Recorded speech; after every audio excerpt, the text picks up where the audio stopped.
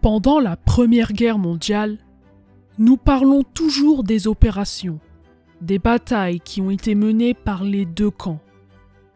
Durant ces 4 années de guerre, nous oublions sans cesse ce que le peuple d'un pays peut ressentir, son courage et son dévouement à combattre pour sa liberté, qui a été bafoué par un autre pays qui souhaitait le conquérir.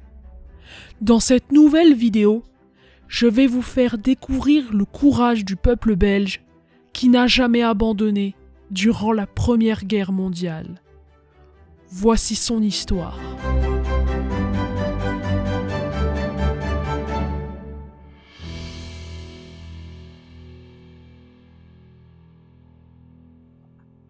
Le 2 août 1914, avant toute déclaration de guerre sur le front ouest, l'Allemagne envahit le Grand-Duché du Luxembourg au mépris des lois internationales garantissant sa neutralité et dont le Reich était pourtant signataire.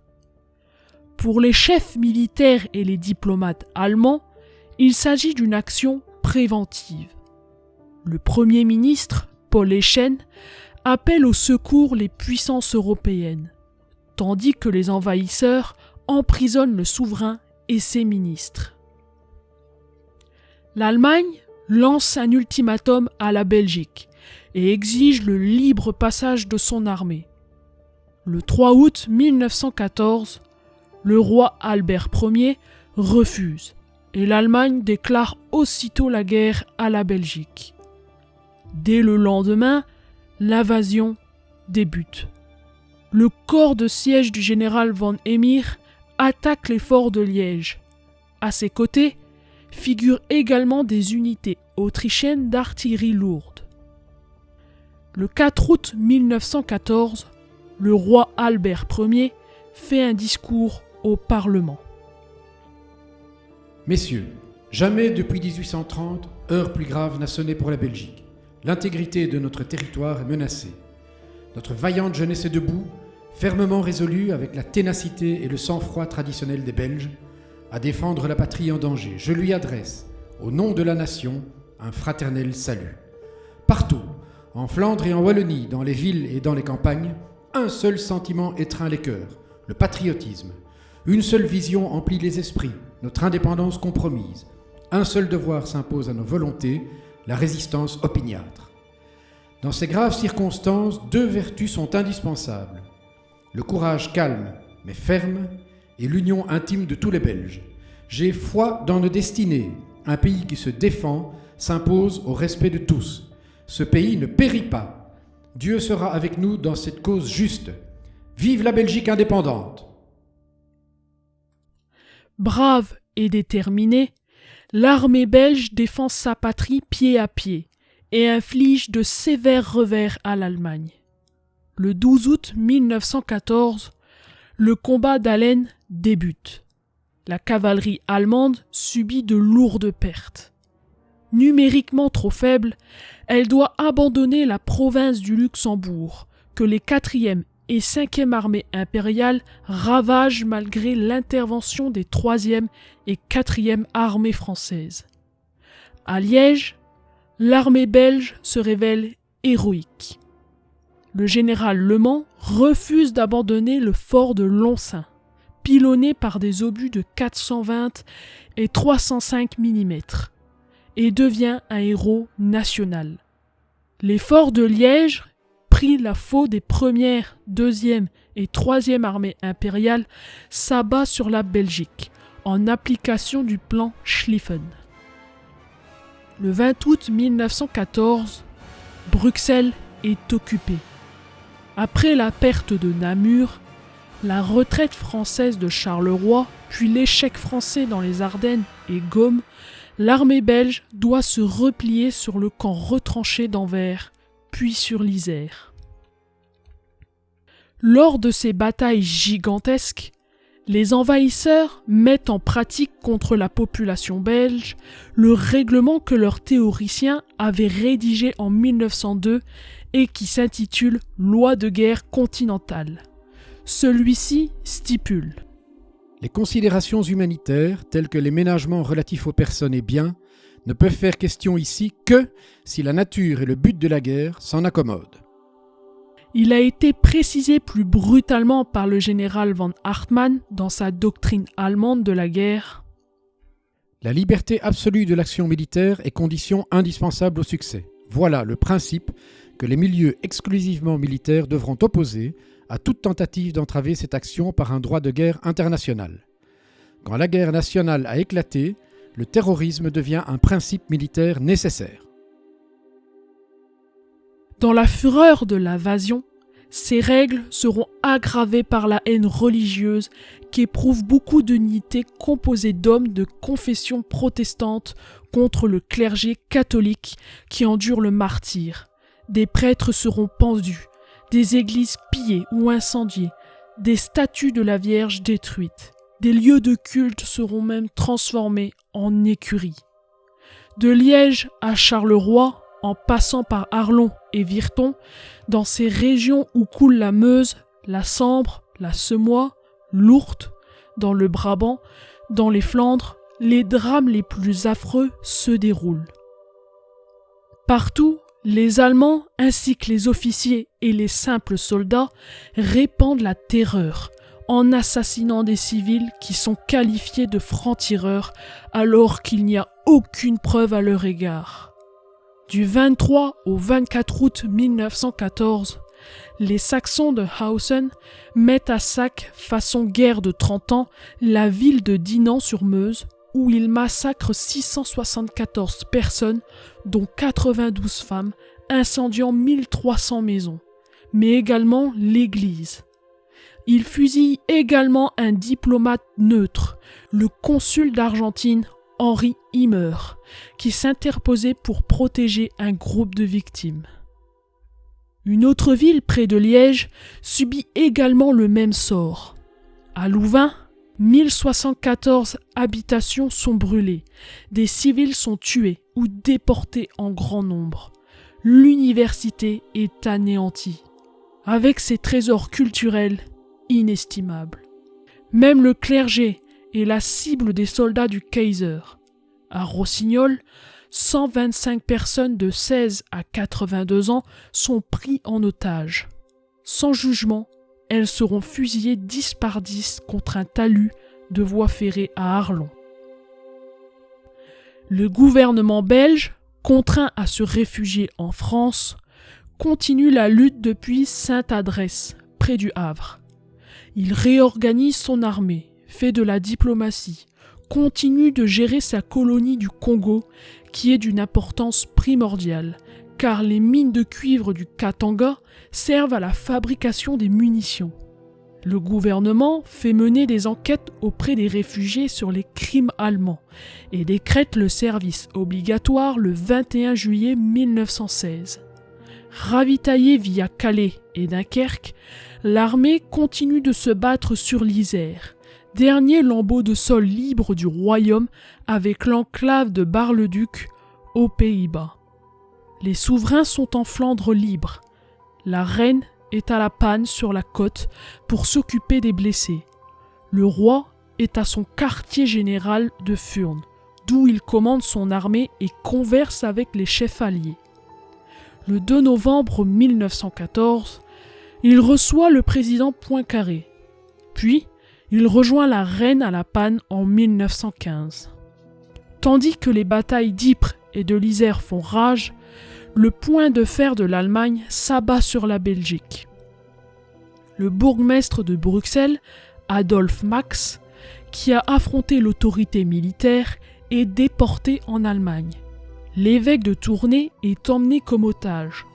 Des milliers de civils sont arrêtés et s'entassent dans les camps de Celle, Magdebourg, Sennlager, Münsterlager. 7 millions de Belges se trouvent séquestrés, maltraités dans leur propre pays, devenu une vaste prison prussienne. Le gouverneur militaire de la Belgique, le maréchal von der Goltz, impose l'ordre allemand. Il est remplacé le 3 décembre 1914 par le général von Bissing. Les communes se voient taxer de lourdes amendes de réquisition de chevaux. Dès le 22 septembre 1914, la presse belge est censurée. Les journaux sont interdits de vente. Le 21 novembre, l'heure devient allemande. Les amendes et les arrestations frappent les contrevenants. Le 10 décembre 1914, Bissing décrète une imposition de 480 millions de francs à payer en un an par les provinces. C'est 6 fois plus que le total des impôts directs perçus par l'État belge en une année. Le pays est littéralement rançonné, pillé. Les matières premières, les machines-outils, les œuvres d'art, tout cela tombe entre les mains ennemies. En outre, les tribunaux militaires impériaux siègent sans discontinuer pour condamner les coupables d'infractions aux décrets et règlements de toutes sortes. De hautes personnalités sont arrêtées, expulsées en Suisse ou internées en Allemagne. Appauvrie, affamée, la Belgique reçoit des ravitaillements des pays neutres grâce à l'Espagne, aux États-Unis et à l'action de leurs ambassadeurs à Bruxelles. Le 9 décembre 1915, une deuxième contribution de 480 millions de francs à payer en 1916 frappe à nouveau le pays. La résistance qui tente de s'organiser dès le début reçoit des coups très durs. Les conseils de guerre allemands prononcent de nombreuses condamnations à mort, annoncées par des affiches rouges placardées sur les murs pour apeurer la population. Afin de dénoncer l'horreur de l'occupation ennemie, d'animer la flamme de la résistance et de narguer l'ennemi, un journal clandestin qui se nomme La Libre Belgique voit le jour. Le premier exemplaire est même envoyé au général von Bissing. La brutalité prussienne ne réussit toutefois pas à rompre l'âme de la Belgique. Déjà revigorée le 1er janvier 1915 par le cardinal Mercier, archevêque de Malines, qui exhorte ses fidèles à rester unis au roi, à la patrie, à l'indépendance. Mais le cardinal Mercier est arrêté, puis sera gardé militairement dans sa résidence. 8 avril 1915. Le jour de l'anniversaire du roi Albert Ier, des cortèges dignes et silencieux arborent de minuscules cocardes royales dans tout le pays. Le 21 juillet 1915 est le jour de la fête nationale en Belgique. Les Prussiens ont proscrit les 3 couleurs belges. Le pays entier porte le deuil. La journée est chromée. Les boutiques sont fermées.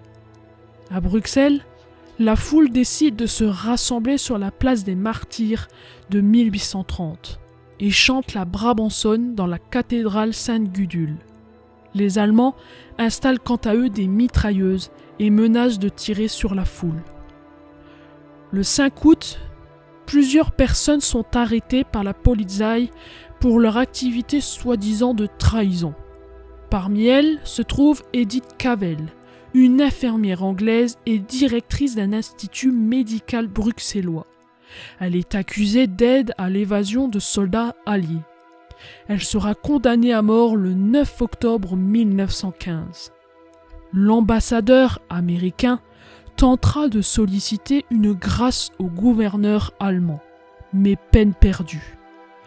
Le 11 octobre, à 2 heures du matin, Edith Cavell est conduite sur le lieu d'exécution avec un autre condamné. Elle est liée au poteau d'exécution. Le peloton, auquel elle fait face, refuse de tirer. Mais un officier allemand sort son pistolet et l'abat froidement. Son exécution indignera le monde entier. La presse internationale se déchaîne contre la barbarie allemande. En Angleterre, de nombreux civils se ruent devant les bureaux d'engagement pour, comme ils diront, venger Miss Cavell. L'Allemagne a commis une énorme erreur qui est comparable au torpillage du Lusitania. À la fin de 1915, le gouvernement en exil est sondé par la diplomatie de Berlin pour la signature d'une paix séparée. Au préalable, le roi Albert Ier devrait se constituer prisonnier, la Belgique deviendrait un État vassalisé au Reich et n'aurait aucune armée. Albert Ier repousse ces conditions insensées en février 1916.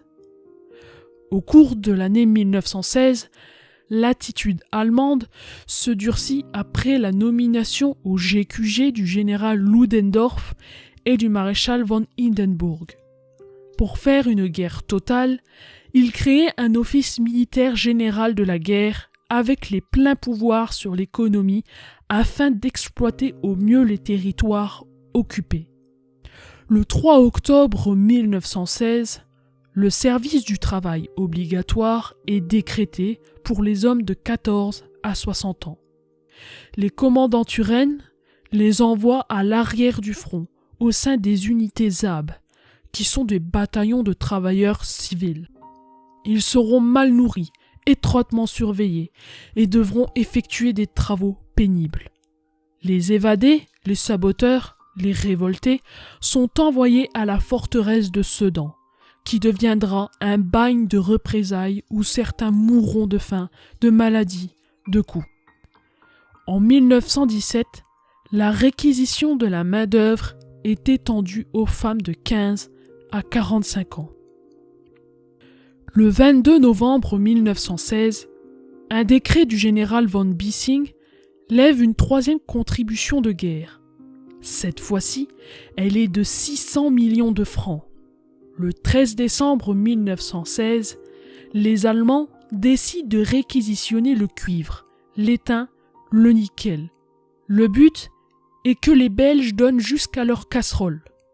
Le rythme des réquisitions va s'accélérer durant l'année 1917. Elles ne vont pas épargner les cloches et les orgues, allant même jusqu'aux poignées de porte en laiton et aux chiens pour leur cuir. Les forêts ardennaises sont coupées à blanc et transformées en planches pour étayer les tranchées. Le 19 avril 1917, le général von Bissing décède et est remplacé par le général von Falkenhausen, qui décrète le 15 juin une quatrième contribution de guerre de 720 millions de francs. Cette nouvelle demande atteint des sommets qui condamnent la Belgique à mort. Par arrêté du 21 mars 1917, le Reich divise l'administration centrale en deux régions, l'une flamande, l'autre wallonne. Il s'attaque ainsi aux institutions mêmes de l'État. Le 7 avril, les sénateurs et députés belges protestent par écrit auprès du chancelier impérial Bethmann Hollweg, rejoint plus tard par les hauts fonctionnaires et magistrats. De nombreux fonctionnaires quittent leur poste en guise de résistance passive, ce qui va entraîner une série d'arrestations. Malgré ces offensives et l'asservissement des territoires occupés, le Reich ne peut emporter la décision pendant l'été 1918. Et au contraire, c'est lui qui va succomber aux coups de boutoir des Alliés. Le 21 juillet 1918, à Bruxelles, la fête nationale a un retentissement considérable. Comme subjugué par les manifestations d'un patriotisme exacerbé, l'occupant ne réagit pas. Sur le front ouest, partout les attaques alliées se succèdent. Le général Ludendorff considère le 8 août comme jour de deuil de l'armée allemande, car dans la Somme, ses positions s'effondrent. Le 28 septembre 1918, l'offensive du groupe d'armées des Flandres, commandée par le roi Albert, est déclenchée et progresse rapidement. Bruges est délivrée, et le 25 octobre, les souverains y font une entrée triomphale. Devant cette avance, les civils allemands fuient de Bruxelles. Au GQG impérial de Spa, le 27 octobre, le général Ludendorff s'efface au profit du général Groener, qui pousse le Kaiser à l'abdication. La débâcle allemande s'accentue. Le 5 novembre 1918, Gand est libéré. Le 9 novembre, à Bruxelles, la déliquescence des armées d'occupation culmine dans un désordre complet. des révolutionnaires allemands hissent le drapeau rouge et se battent contre les fidèles du Kaiser qui sont en fuite, tandis que les Belges arborent leur drapeau national. Le 11 novembre 1918 à 11h, l'Allemagne dépose les armes. L'armistice est proclamé. Après 4 ans de souffrance, la Première Guerre mondiale se termine, en laissant derrière elle de nombreux mutilés, des orphelins, des monuments détruits qui faisaient la fierté de certains pays. Le 18 novembre 1918, une semaine après l'armistice, le bourgmestre Adolf Max revient à Bruxelles en véritable héros. Le 22 novembre 1918, le roi et la reine entrent solennellement dans leur capitale. L'allégresse est indescriptible. Le 18 juin 1919, la paix est signée. Le traité de Versailles, par ses articles 31 à 39, règle les problèmes de frontières germano-belges. La Belgique obtient les territoires prussiens d'Eupen, de Malmedy et de Moresnet. En 4 années de guerre, 44 000 soldats belges sont morts pour leur patrie et 62 000 civils ont perdu la vie. La Belgique comptabilise 104 987 victimes qui ont perdu la vie durant la Première Guerre mondiale. Sans oublier que suite aux différents massacres commis en 1914 sur le peuple belge, le colonel Van Tesmar, qui a ordonné les exécutions, figurera sur la liste des criminels de guerre des articles 223 à 230 du traité de Versailles en 1919. En 1921, il est arrêté et jugé par un tribunal allemand à Leipzig, qui l'acquittera. Par contre, il sera condamné à mort par contumace par la justice belge. La Première Guerre mondiale s'efface peu à peu, mais les cicatrices sont encore visibles sur nos terres. N'oubliez jamais vos ancêtres qui ont vécu ou combattu durant cette guerre pour défendre les valeurs que nous devons continuer à transmettre à nos futures générations. En cette fin d'année, je tenais à rendre hommage en racontant l'histoire du peuple belge qui a résisté face à l'oppression des troupes allemandes.